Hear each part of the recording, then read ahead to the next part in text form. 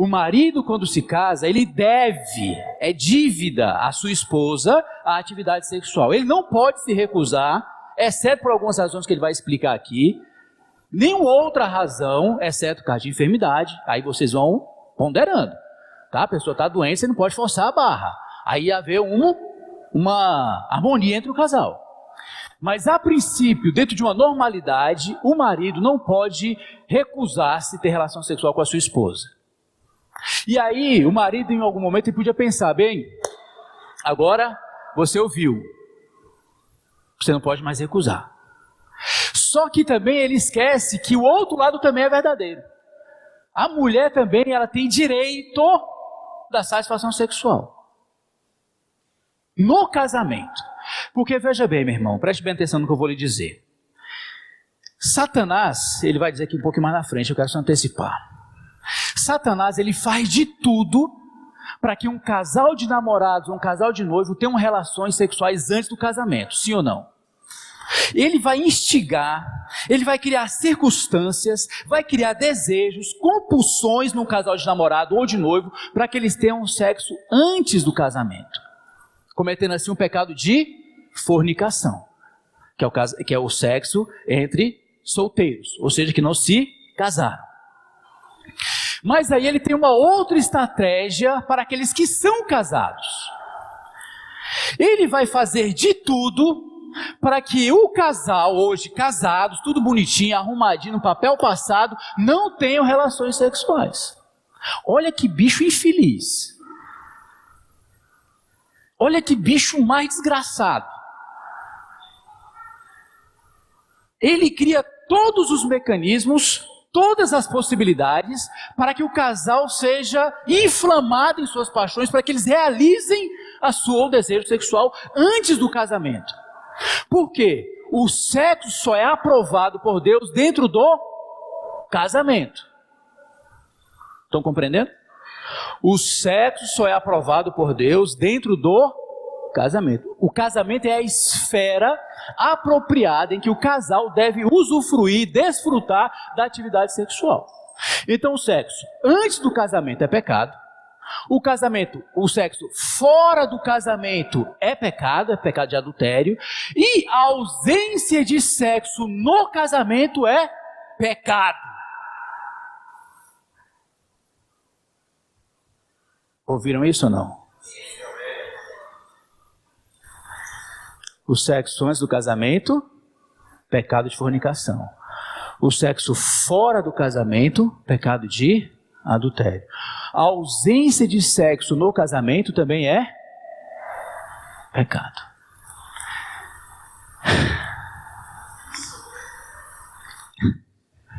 Me ajuda, Ricardo. Me ajuda. Irmãos, nós casais aqui na igreja, nós devemos cuidar muito da parte sexual. E ela não é um fim em si mesma. Ela tem todos uns procedimentos, uns comportamentos que antecedem essa questão. A valorização, o respeito mútuo que deve haver entre o casal. Para que essa atividade, lembra-se que Satanás vai criar intriga, ele vai criar desavenças, ele vai criar ressentimentos no coração um ou de outro, para que não haja o quê? Relações no casamento. Gerando assim a possibilidade de um ou de outro buscar essa satisfação em outro lugar. Não estão me compreendendo? Lembre-se que eu estou falando do casal crente, bonitinho, os dois são crentes. Aí por essa razão, você vai entender aqui, Paulo dizendo no capítulo 4, a mulher não tem poder sobre o seu próprio corpo, e sim o marido. E também, semelhantemente, igualdade, o marido não tem poder sobre o seu próprio corpo, e sim a mulher. No versículo 5 ele fala, não vos priveis um ao outro. Porque veja, salvo talvez por mútuo consentimento, ou seja, o casal, eles estão tão sintonizados, harmonizados, que por alguma razão, eles decidem por algum determinado período curto, diga-se de passagem, curto, específico para uma determinada atividade.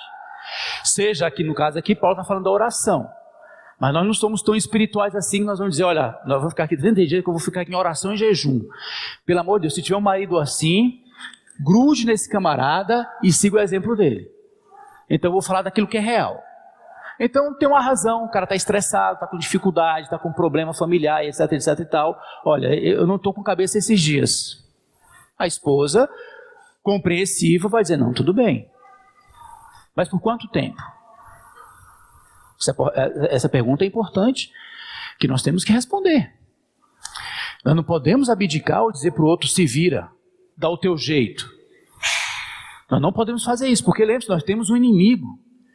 Nós temos um adversário chamado Satanás, que ele está tentando você a todo custo para que você compense de alguma maneira essa ausência de sexo no casamento. E hoje, infelizmente, tanto homens quanto mulheres têm se envolvido com pornografia. E isso é uma desgraça, porque isso destrói a tua dignidade pessoal, destrói a tua dignidade familiar, destrói a tua dignidade moral e destrói a tua dignidade espiritual. Então, se alguém envolvido com isso, abandone imediatamente, em nome de Jesus. Por isso, queridos casais crentes, me ajuda. Por isso que nós temos que levar a vida cristã a sério, em toda a sua dimensão, em tudo o que ela diz respeito. Eu não sou somente crente quando eu venho à igreja. Eu não sou somente crente quando eu estou de joelhos orando. Eu não sou crente somente quando eu estou lendo a Bíblia. O meu relacionamento conjugal é uma evidência de que também eu sou crente. Porque eu tenho responsabilidades, eu tenho uma dívida. Quando eu me casei, eu contraí uma dívida. Conceder aqui é você tem que pagar esta dívida. Você não pode dizer eu não vou pagar. Lembra-se que eu falei no começo que tem pessoas que estão casadas que deveriam estar solteiras? Você lembra que eu falei que também tem maridos que deveriam estar solteiros e estão casados? E isso tem trago um problema. Eu conheço casais assim, irmão, sofre demais da conta. É muita perturbação. Há uma mudança emocional, psicológica, uma pressão enorme sobre essa pessoa. Porque você imagina um querendo ter atividade, o outro não quer. Porque ele não nasceu para aquilo, ele se casou por causa da pressão social, ele se casou por causa da pressão da igreja, ele se casou por causa da pressão da família. E isso traz um dano terrível. Por isso que nós temos que ter muito cuidado quando vamos aconselhar aqueles que são solteiros. A palavra para aqueles que têm que casar não é para todo mundo. A pessoa tem que avaliar, ela tem que ponderar, ela tem que considerar. Eu nasci com esse dom?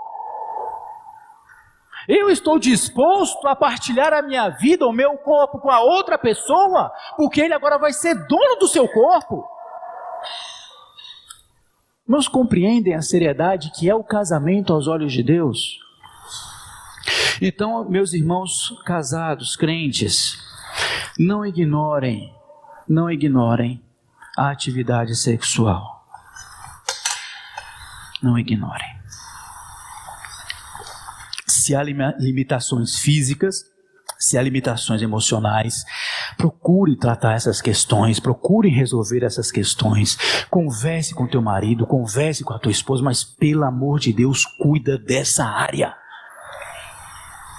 Não vamos dar brecha para Satanás nos tentar. E ele está tentando gente o tempo todo. Ele está levando famílias ruírem. Ele está levando casais ruírem. Ele está levando, meus irmãos. E é uma desgraça quando isso acontece. Há uma problemática por trás disso quando isso acontece. A vida da pessoa é revirada de ponta cabeça. A pessoa fica perdida. Ela não sabe mais o que fazer, ela não sabe mais o seu papel na sociedade, não sabe mais o seu papel na igreja, o seu papel na família. Ela perde, ela se perde. Então, meu irmão, minha irmã, vamos cuidar dessa área. Por favor, vamos cuidar dessa área. Vamos cuidar dessa área. Eu queria nesse momento poder separar solteiros de casados, mandar os solteiros lá para baixo e os casados ficarem aqui em cima. Mas isso não vai ser possível, então vamos tratar todo mundo junto, que é para eles aprenderem também, para vermos como é que é o casamento. O que mais que nós podemos falar aqui? Eu falei a questão do tempo, da separação. Tem casos de pessoas que trabalham, ficam muito tempo fora, por causa do trabalho. Tem que cuidar bem dessa questão. Se tem que se ausentar por muito tempo, tem que cuidar bem dessa questão. Não pode ser um tempo muito longo. Porque aqui no versículo 5, Paulo fala, não vez um ao outro, salvo talvez por mútuo consentimento, por algum tempo. E esse tempo aqui, ele é um tempo específico, para vos dedicardes à oração, e novamente vos ajuntares para o quê? Para que Satanás, o nosso adversário, não nos tente. Não coloque situações na tua vida e na minha vida para destruir o teu casamento. Amém?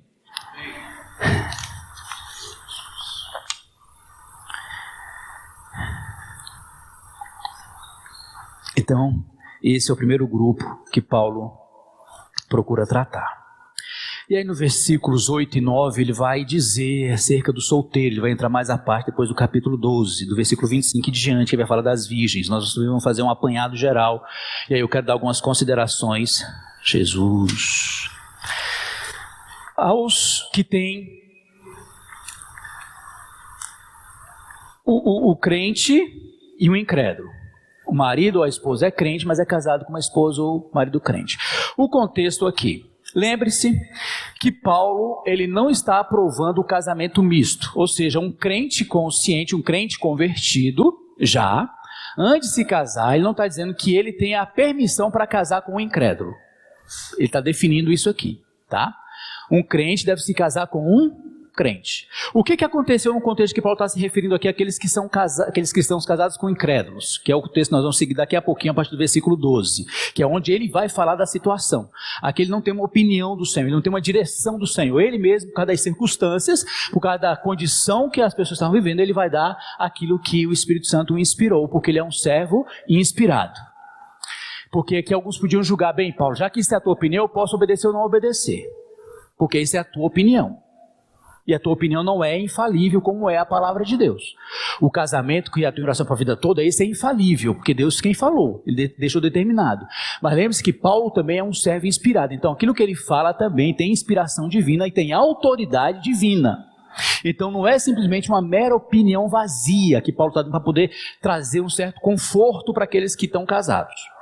Então o segundo grupo é o casado, o crente casado com o incrédulo.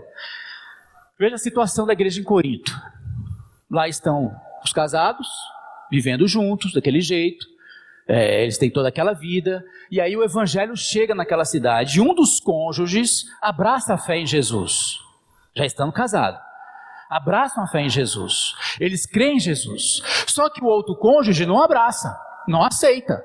Aí começa aquela indagação. Bem, Paulo, já que eu me converti e eu quero servir a Deus, eu então posso me apartar do meu cônjuge que é incrédulo? Entenderam a pergunta? Eles estão perguntando para Paulo, bem Paulo, eu me converti, eu creio em Jesus, eu confesso Jesus como meu Senhor e Salvador, mas o meu cônjuge aqui, ele é incrédulo, ele não abraçou a fé, ele quer continuar nas suas práticas, ele quer continuar na sua idolatria, ele quer continuar na sua imoralidade. Eu devo continuar com esse incrédulo? Paulo diz o quê? Eu senti fraco. Paulo disse o quê? Sim, você não deve se apartar, você que abraçou o evangelho, porque o outro é incrédulo, porque infelizmente hoje nós temos líderes religiosos que aprovam esse tipo de comportamento, e não foi ninguém que me falou não, eu vi casos assim. Ah, você se converteu, maravilha, está servindo na igreja, está vindo na igreja, você serve e tal, mas o teu marido, aí vem aquelas profecias, Deus está me mostrando um marido aqui nessa igreja para você. Tem essas coisas, irmão. Por isso nós temos que pontuar as coisas bem claras. Não é a igreja que determina que tem que ser as coisas, não. É a palavra de Deus. A igreja tem que sustentar aquilo que a Bíblia afirma. Então você não deve se apartar. Simples assim. Ah, mas ela é difícil. É difícil. Aí Paulo vai dar encorajamento. Tenha paciência que pelo teu viver, pela tua conduta, pelo teu comportamento, pelo teu procedimento santo, você pode vir a santificar esse marido incrédulo, ou essa esposa incrédula. Ou seja, ele pode vir a ser salvo por causa do teu comportamento de crente. Então você não deve se apartar, muito pelo contrário, você tem que se envolver cada vez mais no relacionamento conjugal, para que ele seja ganho, sem palavra alguma.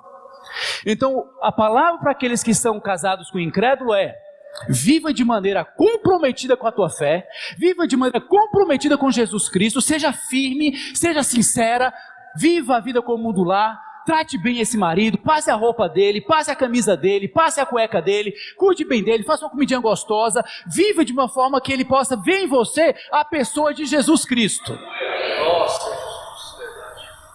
Esse é o conselho. Não deve se apartar porque você se converteu. A sua conversão não anula a tua condição social. Por isso que Paulo fala: se foste chamado estando casado, continue. Vai ser difícil? Vai. Vai ser duro? Vai. Mas persevere. Seja fiel a Jesus. Ande de acordo com essa fé. Comprometa-se sinceramente com Jesus Cristo. Comprometa-se sinceramente com a palavra de Deus. E Deus vai ter misericórdia de você. Mas, irmão, e se o incrédulo, baseado por causa da minha fé, se ele quiser se apartar, o que eu devo fazer? Eu devo ficar lutando com esse camarada ou com essa camarada? Eu devo ficar me esmurrelando por causa dele?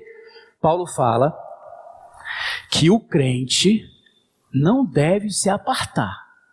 Mas se o incrédulo quiser apartar-se por causa da fé, não é por causa do teu mau comportamento, não é por causa da tua sabotagem dentro de casa, que tu vai expulsar ele, não, porque tem mulher que faz isso. Ela vive de um jeito com um camarada, de tal jeito que o cara não aguenta e vai embora. Paulo está dizendo o contrário. Tu teve um viver santo, um procedimento santo, uma conduta santa, tu foi crente o tempo todo, tu foi uma mulher comparada a Sara, e ainda assim, esse cara, por causa desse teu comportamento santo, ele decide, ele incrédulo, ela incrédula, decide ir embora. O que é que você tem que fazer? Deixa ele embora. Porque Deus chamou você o quê? A paz. Ninguém é chamado a viver o tormento, porque é um tormento. Agora tem pessoas que casaram com uma pessoa incrédula, e ele não interfere na fé dela, ele não interfere no serviço dela ao Senhor, é um cara tranquilo, fica lá, vai cuidando dele, e a tua vida vai santificando a vida dele. Assim também em relação àqueles que têm filhos. A influência espiritual, a influência positiva que nós exercemos como crentes na nossa casa é fundamental, é poderosa. Casamento é algo sério. Diga comigo, casamento é algo sério. Eu falei até 11h10, né?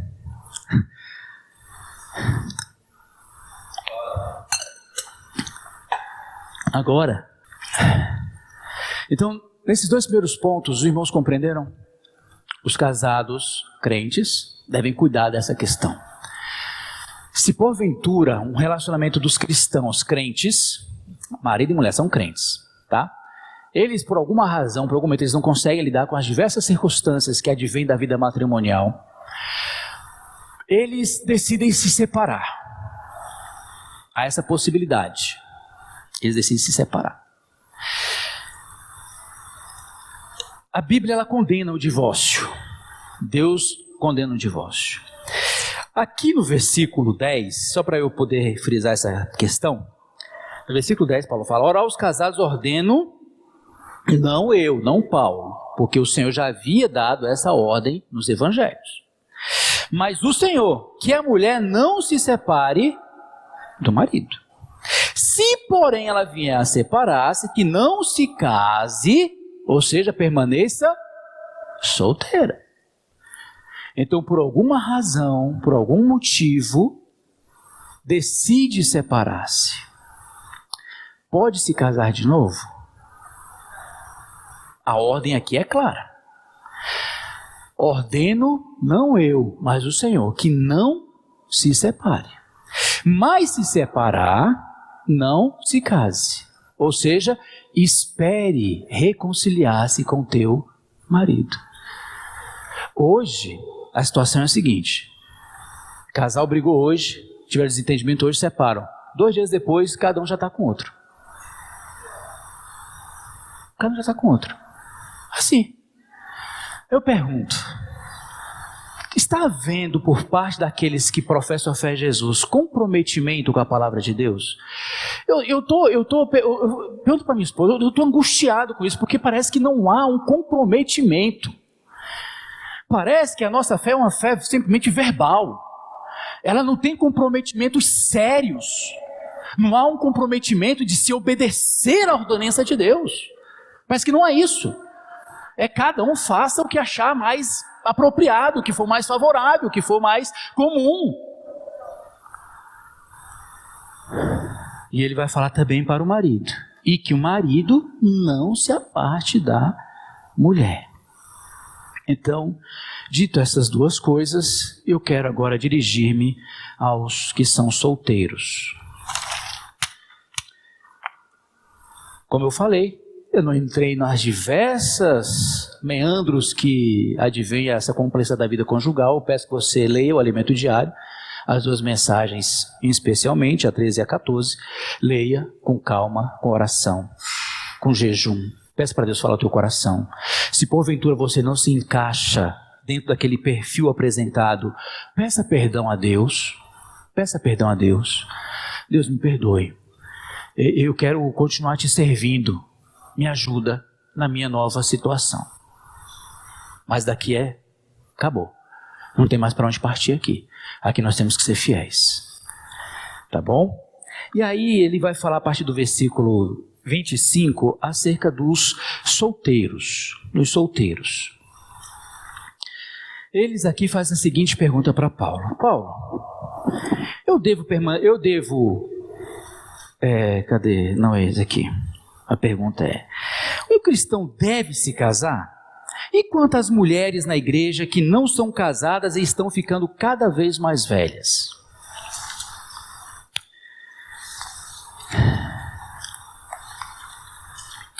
Eu quero apresentar algumas circunstâncias para os solteiros, queria que vocês prestassem atenção, anotem isso, porque isso é importantíssimo. Casamento é coisa séria. Paulo aqui ele coloca algumas questões que eu quero anotar para você. Quero que você coloque antes de você tomar a séria decisão de se casar. Vocês que são solteiros. Vocês ainda que estão se preparando para o casamento e certamente vocês vão se casar. As circunstâncias elas devem ser levadas em consideração. Quais são os motivos que levam um jovem solteiro ou uma jovem solteira a casar-se? A deixar a autoridade do seu lar para se unir-se a uma outra pessoa?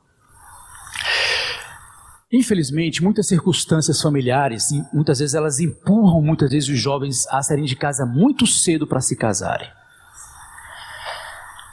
E nós sabemos, nós somos casados, as dificuldades que o casamento implica, tanto emocional quanto financeiramente o casamento exige. Ele existe um custo altíssimo. Lembra que o mais barato do casamento é o quê?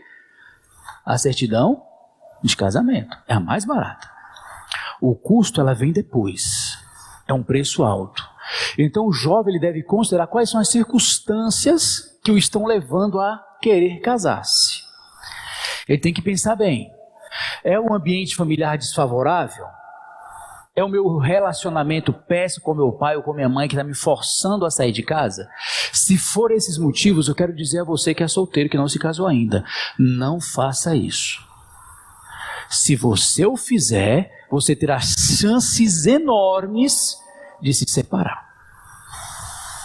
Ainda na juventude. E aí imagina você, meu amigo, minha amiga, você jovenzinho, bonito, numa sociedade que nós vivemos hoje, com assédios, imagina a situação. Então pense bem. Avalie as circunstâncias. Pais, envolvam-se nesse desenvolvimento do casamento do filho de vocês. Participem nisso. Abençoe os seus filhos. Tenham o hábito de abençoar os seus filhos. Tenha um hábito de abençoar as suas filhas. Abençoe elas regularmente. Abençoe elas frequentemente. Cada encontro abençoe. Abençoa a tua vida, abençoa o teu marido, teu futuro marido, tua futura esposa. Tenha paciência, estude, se dedique aos estudos, aprenda uma profissão, se dedique a aprender alguma coisa que seja além daquilo que você está sabendo. Os meninos em especial. Nós estamos vivendo uma situação hoje no nosso país, meu irmão, bastante delicada, as circunstâncias. O desemprego hoje é um negócio assustador. O jovem, ele quer se casar sem nenhum mínimo de estrutura mínima. Ele quer se aventurar apoiado nos recursos do pai. Isso é um perigo. É um perigo. Pais, orientemos os nossos filhos, sabendo que, meu filho, você não tem condições de se casar. Eu não abençoo você nesse casamento, porque você até é muito jovem. Você não consegue amarrar o seu cadastro. Você não consegue cortar a unha do seu pé. Como é que você pode querer se aventurar, querer casar, pelo amor de Deus? Não pode. Não pode, você não tem condições para isso. Você sabe quanto custa um pacote de arroz? Sabe quanto é que custa um pacote de sabão? Você sabe quanto custa um salão de beleza? Os maridos sabem quanto custa o salão de beleza. O Jonathan riu porque ele sabe. Não é barato, meus irmãos. Não é barato. Temos que levar em conta isso. Isso é sério. Nós não podemos tratar casamento de uma forma leviana. Então vamos avaliar as circunstâncias. Por favor, pais, ajudem. Porque aqui no versículo 28 Paulo fala assim, mas se te casares com isso não pecas, e também se a virgem se casar por isso não peca, ainda assim tais pessoas sofrerão angústias da carne. Meu irmão, porque é uma tarefa difícil. E quando eu falo difícil, não falo não somente no ato de casar-se, eu digo na tarefa, no desafio de permanecer casado, e no desafio maior, casado e feliz. O ato de casar-se não é difícil, o ato de permanecer casado é difícil, mas o ato de casado e permanecer casado e feliz é mais difícil ainda. Eu espero, eu compartilhei isso com um grupo de jovens na cidade que nós estamos cuidando. Quando eu terminei, os meninos falaram assim, mãe, eu não quero casar. Eu desencorajei os bichinhos de todo jeito. Porque, irmãos, eu levo esse negócio a sério. Eu quero que eles pensem bem. Eu quero que eles sejam responsáveis pelas suas decisões. Eu quero que eles sejam responsáveis pelas suas escolhas. Levando em conta aqueles que estão à frente deles. Levando em conta os seus pais. Jovens, por favor. Permitam que os seus pais se envolvam nas suas escolhas. Você está interessado por uma jovem, por um jovem. Fala para o teu pai, fala para a tua mãe. Mãe, pai, eu estou interessado por um irmãozinho da igreja, o nome dele é fulano de tal. Eu quero ter um compromisso com ele. E eu preciso que vocês abençoem. Aí os seus pais, sábios, vai ouvir você. Pais, por favor, quando eles falarem isso com vocês, não expulsa eles não. Não manda eles calar a boca não. Ouça eles. Ô meu filho, que coisa boa. Você está crescendo. Meu filho, mas você tem que cumprir alguns requisitos. Vamos lá agora conversar com os pais dela, com os pais dele. As famílias têm que se aproximarem, para que nós possamos estabelecer os limites que vocês vão ter, para que vocês possam caminhar até a data do casamento. Algumas coisas vocês não vão poder fazer, não vão poder estar livres para fazerem. Então, pais, vamos olhar para essa questão, vamos acompanhar, vamos prestar atenção, vamos nos envolver. Porque está dizendo aqui, pai, não peca se casar tua filha virgem. Preserve a tua virgindade, uma coisa que é absurda nos nossos dias. Então vamos cuidar dessa questão. Tá bom? Vamos cuidar dessa questão. Segundo lugar, o jovem ele tem que encarar as responsabilidades. Meu amigo, minha amiga, lembre-se uma coisa, depois que você decide compartilhar a tua vida com uma outra pessoa, você não pode mais viver como solteiro. Adriano? Dirigir-me especialmente a você, que você acabou de casar, novinho. Meu amigo, agora você é casado. A sua praia é outra. A ideia de que eu não tenho que dar satisfação para ninguém acabou. Um requisito para um jovem para avaliar se ele pode casar. Vinícius, para você que vai casar, faça essa pergunta para você quando você estiver nos dias para casar. Eu estou disposto a dar satisfação da minha vida para minha esposa? Hoje, eu dou satisfação para minha mãe ou para o meu pai? Se eu tenho dificuldade para dar uma resposta para o meu pai ou para a minha mãe, para onde eu vou, com quem eu ando, o que é que eu comprei, para onde que eu fui, o que é que eu fiz, eu não estou apto para me casar. Porque casamento implica responsabilidades, e uma delas é, eu vou comprar isso, eu posso? Eu estou querendo ir em tal lugar, eu posso ir? Eu estou pensando em fazer uma corrida agora à tarde com os meus amigos, eu posso ir? Vida de casado, meu amigo. As coisas mudaram, a vida mudou. Nós agora temos que responder um ao outro. Se eu tenho dificuldade para fazê-lo, pense bem antes de tomar a decisão, porque senão você vai arrumar um sério problema para a tua vida. Casamento é coisa séria. Faça a seguinte pergunta, vocês jovens: qual é o dom que eu recebi de Deus? Meu dom é para casar? Eu estou disposto a seguir essas linhas que os irmãos apresentaram, que a Escritura nos apresenta? Ou meu dom é para permanecer solteiro? Solteiro, lembre-se, e puro. Solteiro e puro. Solteiro imoral não, é solteiro e puro. Eu não seria afetado por causa da minha condição sexual. Eu terei condições na minha mente livre para poder servir ao Senhor, servir aos irmãos com toda tranquilidade. Me relacionar com o sexo oposto sem qualquer outro tipo de intenção no meu coração. Eu tratarei as irmãs como irmãs e tratarei os irmãos como irmãos. Então avalie e faça essa pergunta para você que é solteiro e que vai se casar. A pessoa com quem desejo me casar é cristã? Uma outra pergunta você deve fazer. Ela é crente? Ela professa a mesma fé que eu? Eu estou obedecendo ao mandamento de Paulo, não botar a minha vida sob um jugo desigual? Avalie essa questão. Outra coisa, é certo me casar nas tais circunstâncias, os motivos que está levando você a se casar? Avalie, pondere, considere, seriamente. Se não tem condições, converse com uma pessoa, procure os seus pastores na sua igreja, converse com eles. Conversou com os pais? Beleza. Conversou com as famílias? Bacana. Converse com os presbíteros da igreja. Ouça o que eles têm para dizer para você. Esteja debaixo da orientação desses irmãos. Irmão, eu quero me relacionar com a irmãzinha aqui, mas eu quero estar debaixo da bênção de vocês. Eu quero caminhar de acordo com o que vocês me disserem. O que vocês me falar para fazer, eu vou fazer. Bom, isso é uma grande bênção. Veja se você está disposto a fazer isso. De que maneira o casamento afetará o meu serviço ao Senhor? Para você que é um jovem está servindo. Lembre-se que hoje nós ficamos divididos. Eu tenho que me dividir entre o serviço ao Senhor e o serviço da minha esposa. Tem momento que eu tenho que deixar ela sozinha, ela passa muito tempo sozinha. E eu ainda assim, o tempo que eu tenho que aproveitar o máximo possível para poder dar atenção para ela. Porque agora eu estou dividido.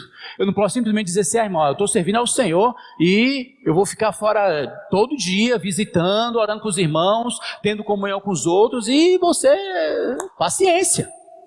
Eu estou servindo ao Senhor, afinal de contas. O marido pode falar isso? A esposa pode falar isso? Abandonar a casa, deixar a casa lá as traças, lixo entrando, o marido abandonado, o filho abandonado porque está servindo ao Senhor? Não, está dividido, meu amigo. Você agora tem que se dividir entre casa e família, casa e igreja, casa e trabalho. A nossa vida é assim, temos que aprender a ganhar isso aí. Estou preparado para assumir este compromisso para o resto da vida? Uma pergunta para os jovens. Eu termino aqui. Eu tinha mais alguns pontos, mas eu vou concluir. Ia dar alguns conselhos para vocês, mas se vocês quiserem me procurem no privado. E eu vou falar para vocês os conselhos que vocês devem seguir.